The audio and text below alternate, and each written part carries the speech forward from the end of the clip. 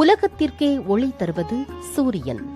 உலக உயிர்கள் அனைத்தும் ஆரோக்கியமாக வாழவும் நமது துன்பங்கள் நீங்கி வாழ்க்கையில் ஒளி பெற வேண்டுமென்றால் சூரிய பகவானை வழிபட வேண்டும்.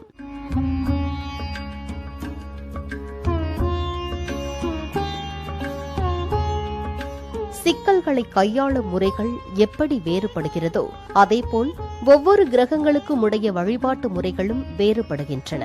நம் ஆரோக்கியத்திற்கு அதிபதியாக இருப்பவர் சூரிய பகவான்தான். சுகத்துக்கு சூரிய பகவானை வணங்கு என்று சாஸ்திரங்கள் கூறுகின்றன. சூரியனை கடவுளாக வழிபட்டு வரும் மதத்திற்கு சௌமாரம் என்று பெயர். சூரியனை சிவனோடு ஒப்பிட்டு சிவசூரியன் என்றும், விஷ்ணுவோடு ஒப்பிட்டு சூரிய நாராயணர் என்றும் அழைப்பார்கள். பகவத்கீதையில் ஸ்ரீகிருஷ்ணர் ஆதித்யானாம் அகம் விஷ்ணு என்கிறார். இதன் பொருள் நானே சூரியனாக திகழ்கிறேன் என்பதாகும்.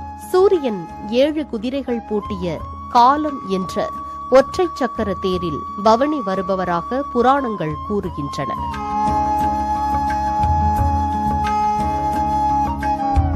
சூரிய ரதத்தின் 7 குதிரைகளை காயத்ரி, பிருகதி, உஷ்ணிக், ஜகதி, திரிஷ்டுப், அனுஷ்டுப், பங்கிதி என்று அழைப்பர்.